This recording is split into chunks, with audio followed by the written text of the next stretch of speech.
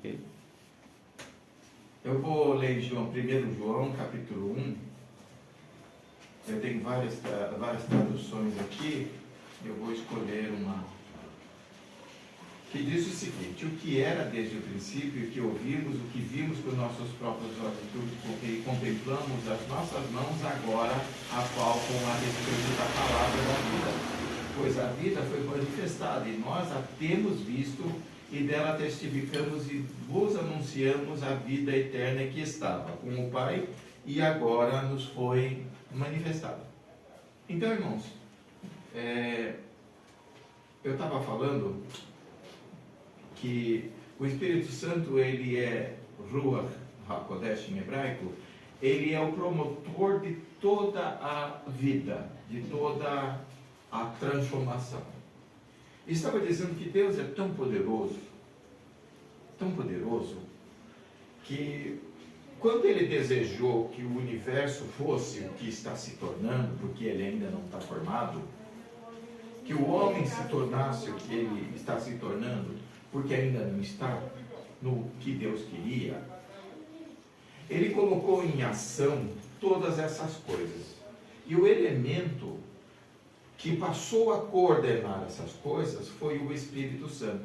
Ou seja, o Espírito Santo, que era um desejo de Deus, se transformou num ser que foi dentro de cada coisa que estava se tornando, que estava vindo à existência, para se tornar aquilo que Deus queria. Ou seja, o Espírito Santo é a manifestação da força de Deus para a construção daquele fim que ele desejou. Ou seja, Deus desejou que houvesse um ser humano, hoje, aqui, falando a vocês sobre ele, para que o conhecimento de Deus se manifestasse. Então, lá no princípio, o Espírito Santo foi atrás de cada célula, de cada átomo, e fez cada célula ter vontade de chegar ao ser humano que sou hoje. Ele trabalhou em cada célula minha, para que eu me desenvolvesse ao ponto de ser essa pessoa hoje, cumprindo o desejo de Deus. E isso foi com cada elemento do universo. O Espírito Santo, ele trabalha dentro de cada elemento do universo, de cada átomo, para que ele se torne, se cumpra aquilo que Deus falou. Mas esse ser que hoje é vivo, que hoje tem pensamento próprio, que hoje tem vontade própria, que a gente consegue, inventou um nome muito parecido com alguma coisa que ele lembra que é espírito, e colocou HaKodesh, que a gente traduz como se fosse santo, mas nada disso nem está perto do que ele é, né? Ele é a manifestação física de um desejo, de um pensamento de Deus. Deus pensou assim: quero um universo bonito, grande e plural. Ok. Esse desejo dele se transformou num ser. Esse ser permeou todas as coisas e então foi aglutinando cada coisa para que aquela coisa no final fosse Deus, para que fosse cumprida a vontade de Deus. Esse ser é vivo. Ele passou a existir. Veja, o que num momento foi só um desejo de Deus, sobre uma coisa que não tinha nada a ver, se transformou num ser fazedor, cumpridor daquilo. Um ser vivo, um ser pensante, um ser com vontade própria. Então aqui dentro de mim, dentro de você, ele está atuando em você para que você se torne aquilo que Deus desejou que você fosse. E ele está torcendo todas as coisas, criando coisas, modificando coisas, aglutinando coisas, separando coisas, para que isso aconteça. E é uma coisa louca, que a Bíblia diz que Deus deu um sono em Adão, e da costela dele, ele tirou a mulher. Só que a palavra que é traduzida por costela, não significa costela em hebraico, significa lado. Deus tirou do lado de Abraão a esposa dele. E a coisa mais próxima que nós temos isso é uma separação celular, é uma divisão celular. Então, os hebraicos, os judeus, quando ouvem essa palavra, eles entendem que ele foi desconectado de Adão. Adão foi duplicado e desconectado um do outro, como uma célula faz. Que coisa incrível, né? Então, aí, irmãos, esse conceito eu já passei para vocês sobre o Espírito Santo. Espero que vocês tenham entendido isso que eu expliquei a respeito do Espírito Santo. Mas isso vai muito mais longe. Jesus Cristo é da mesma essência do Espírito Santo. Quando Deus desejou que todas as coisas se tornassem o que se tornarão, porque ainda não chegamos no final de todas as coisas não estão no ponto que Deus queria, as coisas estão evoluindo para lá, e nada das coisas que estão evoluindo para lá estão fora do contexto que Deus previu. Entenda bem, parece que tudo é caótico, a vida e a morte, o escuro, a doença e não sei o que, está tudo perdido e parece que Deus perdeu a mão. Deus tem um objetivo final. Todas as coisas estão trabalhando para esse objetivo final. E que papel que o mal tem nisso? O papel está ensinando para a gente que na eternidade a gente não vai poder querer mais o mal. Na eternidade, que é o tempo de Deus, é o objetivo de Deus, e sempre foi esse objetivo, o mal está ensinando a humanidade a ter liberdade, direito de escolha, mas não escolher o mal. Quando Adão escolheu o mal, estava fazendo um benefício e estava em prol do plano de Deus. Qual é o plano de Deus? Você ter noção do que é bom e do que é ruim, para que escolhesse conscientemente e voluntariamente o bem. Então, o mal, ele participa em numa parte bastante grande do nosso conceito de salvação. A Bíblia diz que eu não conhecia o mal antes da Bíblia, antes da Torá, antes da lei me ensinar sobre o mal. E eu não teria pecado se eu não tivesse conhecido na Bíblia que o mal é mal. Não haveria pecado se a Bíblia não me dissesse que o mal é mal. Então, quer dizer, eu sou instruído para o mal, para que eu aprenda que o mal é ruim. E eu vivo num ambiente ruim, para que o mundo futuro eu viva longe do mal. Entenda bem. A gente costuma dizer assim: eu seria um homem feliz se eu vivesse em paz. Veja, a paz é um conceito que vem depois do sofrimento. A paz é um conceito que você aprende na guerra. A guerra te ensina o quanto a paz é bom. Uma pessoa que nunca sentiu fome, que nunca passou fome na vida, ela não tem ideia do que é sofrer fome. Não tem ideia da gratidão, da alegria que é ter um prato de comida. Porque aquilo é uma coisa normal na vida dela. Mas uma pessoa que passou muita fome, ela sabe, ela senta diante do prato com aquele conceito, com aquele entendimento que a comida é uma coisa boa. Assim é a paz. A paz, ela é um resultado, ela é um conceito que você adquire depois da guerra. Você entende que em períodos que você não está sofrendo, você está bem. E esse benefício, esse bem-estar, só é tido quando você tem contato com o mal-estar. Assim como eu só sou grato por estar com saúde, porque eu fiquei doente. Eu conheci a saúde, eu conheço a saúde agora porque estive doente. Eu conheço a riqueza porque já fui pobre. Eu conheço a alegria porque eu já fui triste. Eu conheço agora a alegria de ter uma esposa porque eu já vivi sozinho. Então, o mal ensina a valorizar o bem, a ter prazer pelo bem. E a humanidade está experimentando todas as coisas que possam dar errado. Não porque Deus faça isso, mas porque a liberdade me deu esse direito. E a partir do momento que eu gozei toda a liberdade que tive, fiz mal a mim mesmo.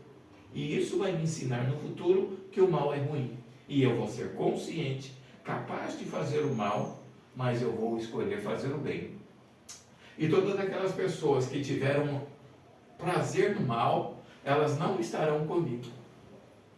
Elas foram selecionadas e tiradas à parte. Somente pessoas que viveram num ambiente contaminado e não se contaminaram é que serão escolhidos para essa segunda parte. E essa segunda parte sempre foi a vontade de Deus. Mas veja, dentro desse plano de Deus, de querer uma raça humana completamente livre, consciente e escolhedora das coisas boas, tinha necessariamente que existir o mal. A experiência do mal vai me fazer uma pessoa boa. A liberdade de poder fazer o mal e fazer me ensina a ser uma pessoa melhor e não fazer. Então, essa é a ideia de Deus. E a gente teve contato com essa verdade de tempos para cá. Primeiro que é o tempo do fim, em que as coisas ficam mais fáceis, né? E ao mesmo tempo que Deus usa o tempo ruim para se manifestar ainda mais, para ser mais prolixo, né? Mais redundante. Por quê? Porque no tempo mau você precisa mais de subsídio. Então, eu estava falando que Jesus é da mesma essência de Deus. Assim como nasceu de uma vontade de Deus, um ser autopensante, voluntarioso, determinado, que é o Espírito Santo, nasceu o ser fazedor. Todas as ações, todos os movimentos foram gerados por essa força fazedora. Por isso que está escrito em arqueologos, no princípio era hologos, era a ação. Deus então desejou que houvesse movimento que empurrasse todas as coisas para esse final que ele queria. Essa ação se chama Jesus. Jesus é o movimento, é a ação. Se ele não tivesse encarnado em um ser humano, se transformado num ser humano, ele seria uma outra pessoa como o Espírito Santo.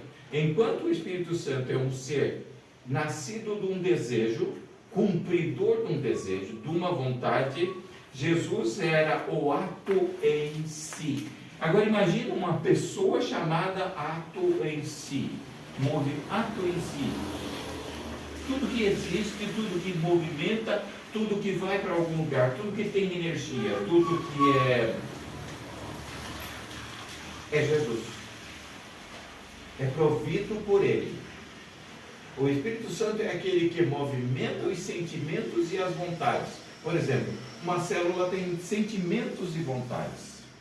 Uma célula quer se manter viva, uma célula quer se reproduzir, uma célula quer se defender quando atacada e uma célula ataca. Uma célula. Quem é o ser que dá essa moção, esse entendimento para a célula? O Espírito de Deus. Por quê? Porque uma célula se transforma num organismo. Um organismo se transforma numa pessoa. Essa intrincada engenharia que faz com que seja essa pessoa que está aqui, foi o Espírito Santo que montou, fazendo cada coisa ter a sua vontade própria e o seu papel. Entende? Tá. Só que ele é a vontade. A força motriz que faz isso, o elemento motor que faz isso, é Jesus, porque a vida é resultado disso. Ou seja, chama-se de coisa viva aquela coisa que tem vontade, aquela coisa que se movimenta, aquela coisa que produz energia e aquela. Então, quem é o responsável por isso? Jesus, que é a vida. Ou seja, tudo que você é capaz de dizer que tem vida, ela está sendo movida pelo poder de Jesus. Jesus é a força, é a propulsão, ele é a energia das coisas que se movem, das coisas que existem, das coisas que participam de um plano maior, se coligam a um plano maior, que é a vontade soberana de Deus, que aquilo exista, faça e tal e coisa. Então, vamos pensar no ar. Poucos planetas do universo têm ar, oxigênio, tem ar. Por quê? A teoria é de que não havendo força, atração suficiente, aquilo se dispersa e vai para o universo.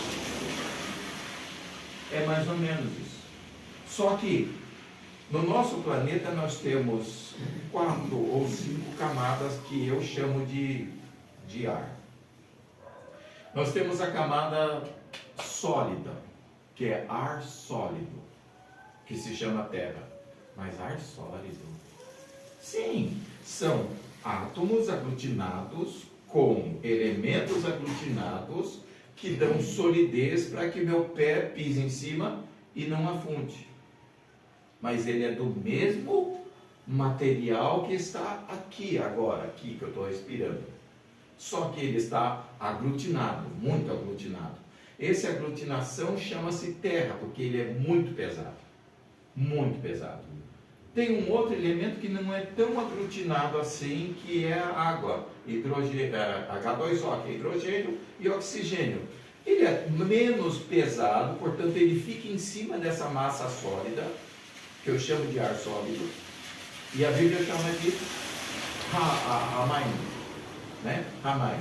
Então tem Hamaim, bem duro, que é a terra, Hamaim, que é a água, e Hamaim, que é esse ar, esse elemento não aglutinado, livre, que eu chamo de ar. Acima disso tem uma outra camada, e tem mais outra camada, e tem lá em cima a última camada, que é da ozônio, e tal coisa, que é a última camada de ar sólido, ar solidificado, né? Ali ele está mais volátil, mais separado um do outro, portanto ele está bem voando e tal e coisa. Quem foi o poder que aglutinou essas coisas? O Espírito Santo deu essa capacidade dele se aglutinar. Mas quem forçou isso aí foi Jesus. Por isso que a Bíblia diz, nada do que existe senão por ele. Porque é a mão dele, é a ação dele, é o trabalho dele aglutinar essas coisas para que elas cumpram aquela finalidade para a qual eu estou desenhado de precisar. Por que as plantas fazem fotossíntese? Porque é o modo delas comerem. Elas são para mim, a minha subsistência, eu preciso existir, então eu preciso comer planta. Elas precisam querer fazer fotossíntese. E isso, as células dela têm que aprender isso, tem que executar isso. O executar é Deus, é Jesus que faz. Tá? Jesus é a essência de Jesus, não aquele Jesus que veio. Aquele Jesus que veio é outro cara. Como assim? Peraí. A vontade de Deus me salvar criou o evento salvação, que é Jesus. A palavra salvar em hebraico é Shua, né? Esse ser chamado salvação se transformou num ser vivo e ele então começou a agir para que eu conhecesse a verdade e fosse salvo. Tá. O outro elemento, que é o Espírito Santo, veio em mim e me promoveu a capacidade de querer isso, de desejar isso, de compreender isso. Ele trabalhou em cada ponto do meu ser para que eu fosse capaz de entender esse conceito abstrato de salvação e não salvação. Então veio Jesus. O que é Jesus? Jesus é o ato em si da minha salvação. Então, o que Jesus fez? O que o ato fazedor fez? Primeiro ele fez um homem velho conhecer uma velha, e esses dois tiveram um filho, que tiveram 12 filhos, e esses 12 filhos transformaram-se numa nação, e essa nação escreveu um livro, que está aqui na minha frente. Veja, todas essas coisas foram promovidas pelo desejo de Deus, fazedor de todas essas coisas, que era o Espírito Ruach HaKodesh. E quem fez com que cada coisa dessa se tornasse uma coisa inteira, atuante, e promoveu o meu conhecimento hoje em dia foi Jesus. E o último ato de Jesus foi se transformar num símbolo, virar carne, para que eu tivesse um amparo visual e fosse possível para mim compreender na prática o que é salvação. Você vê como é intrincado esse conceito. Agora, quem é Jesus nesse instante? Jesus voltou a ser aquele motor, aquela moção, aquele movimento, e continua trabalhando, fazendo as coisas acontecerem, aglutinando as coisas para a finalidade que Deus desenvolveu todas as coisas. O plano de Deus, o desejo inicial de Deus é tão poderoso que ele gira molas até hoje. Coisas acontecem nesse momento. O ar está se movimentando por causa do desejo de cumprir um objetivo de Deus.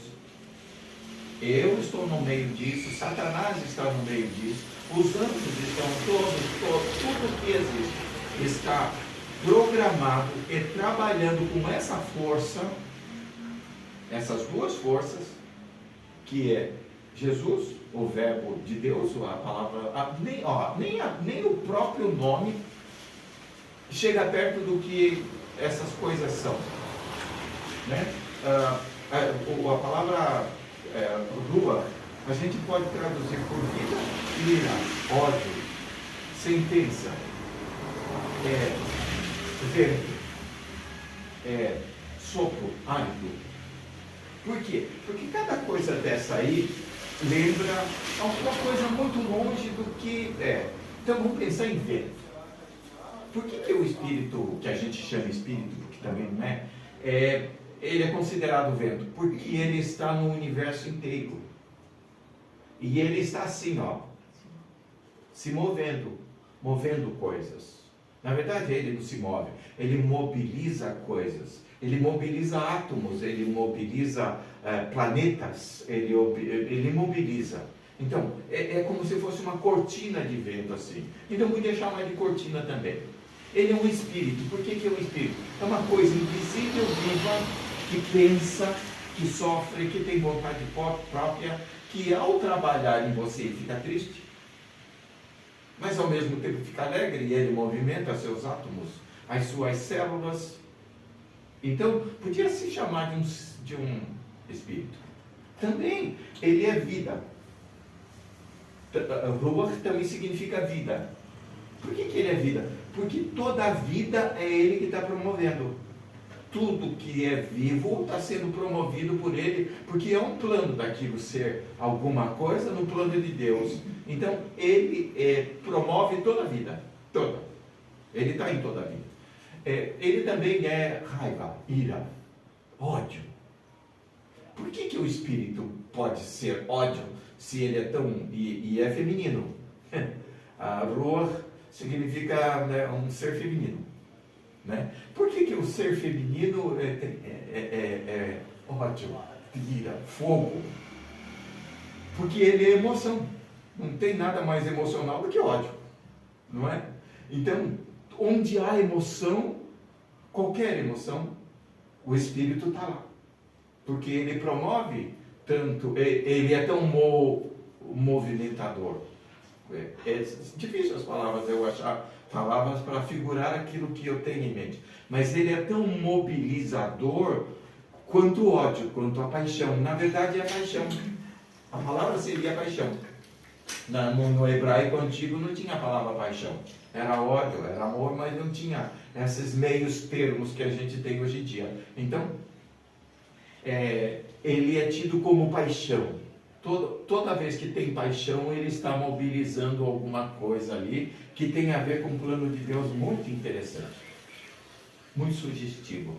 Então, e Jesus é justamente a ação de todas essas coisas. Você pode se sentir apaixonado, você pode se sentir mobilizado para isso e não fazer nada. É o poder de Jesus que faz você se movimentar. Quer dizer, aonde houve a vontade de dividir aquela célula, Jesus foi o divididor. Aonde houve aquela vontade, como você imagina que um átomo de urânio, que tem 200 átomos em volta dele e tal, Como é que um átomo de urânio é tão preciso na sua órbita? Como é que um planeta é tão preciso em sua órbita? O que desenha isso e o que faz isso, o que desenha isso é o Espírito Santo, para que cumpra uma função que só Deus sabe qual que é. Por isso que a Bíblia diz que Deus conhece cada planeta e tem o nome de cada uma delas. Por quê? Porque cada uma delas está bombardeada pelo ato fazedor, mobilizador, que dá a vontade de fazer, de circular tantas voltas quanto tem que cada uma. E aquelas voltas, cada uma é Jesus. É incrível isso. Onde há movimento, onde há ação, ali está Jesus. Então, quando você vai figurar esse cara, esses personagens, fica complicadíssimo, porque qualquer coisa que você disser é uma sombra muito longe do que aquilo realmente é. Agora, nesse instante, todas as coisas que estão acontecendo, todas sem nenhuma exceção, todas estão participando de um evento, estão trabalhando em uma direção que vai cumprir um plano de Deus muito, muito, muito sofisticado, e que a gente vai estar lá. E quando a gente chegar lá, que compreender toda essa nuance, vai ser fantástico. Porque a gente vai descobrir o quão minucioso todas as coisas participaram.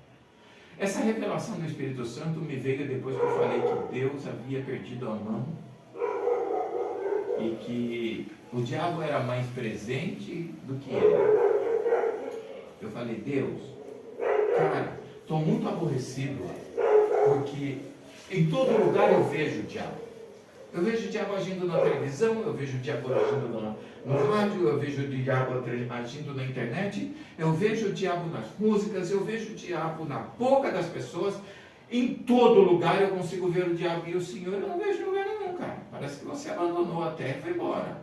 Parece que a gente... E ele me deu essa revelação para que eu entendesse que é impossível qualquer coisa no universo estar mais presente do que Deus, porque ele está simplesmente dentro de cada coisa que existe, cada átomo, cada molécula, cada microcosmo. Deus está ali, é ele que está dirigindo. Então ele fala, é como se ele tivesse dito para mim, ainda que o diabo apareça muitas vezes, mas ele nunca vai conseguir estar tão perto, tão dentro de você quanto eu. A Bíblia diz que Deus está mais próximo de nós do que o respirar de nossas narinas. Na verdade, Ele é o respirar de nossas narinas. Cada respiração é promovida por Ele, atrás de um plano que Ele desenhou. E a gente, enquanto não cumpriu esse plano completamente, cabalmente, a gente vai continuar respirando. E esse ar vai estar se mobilizando na minha direção, na quantidade certa que eu preciso, para me manter vivo nessa terra, preso a um desejo de Deus, que fazendo camadas assim de tais coisas, para que eu tenha aquela quantidade de ar, estando eu vivo, cumprir aquilo que Deus quis. Então, uma miríade de coisas vão funcionar como um relógio, para que eu esteja na condição que Ele precisa, para cumprir aquilo que Ele determinou. Tem como ser mais próximo? E Ele controla cada elemento dessa situação. Cada elemento. Amém, irmãos? Então você veja, ó, o que antes, desde o princípio, nós ouvimos com os nossos próprios ouvidos e com nossos próprios olhos contemplamos, agora as nossas mãos apalpam o verbo da vida, pois a vida foi manifestada e nós temos visto e dela testificamos e vos anunciamos a vida eterna que estava lá com o Pai e agora foi nos manifestada dessa forma, com essa abundância de revelação. Está me entendendo? Então, quando diz assim, no princípio era o verbo estava com Deus e o verbo era Deus. É um retrocesso de toda a história. Olha bem, ó, no princípio era o fazer. O fazer era Deus. E o fazer estava dentro de Deus. Agora, veja isso ao contrário, ó. Era Deus, então houve o desejo do fazer. Aí o fazer veio e se transformou em alguma coisa. Esse ser fazedor é Jesus, que antes era só Deus, que se transformou num ser que hoje em dia corrobora com a nossa salvação, inclusive trazendo esse pensamento. É uma loucura, né? Muito, muito interessante. Então, irmãos, é isso que eu tinha para hoje. Pode desligar a câmera.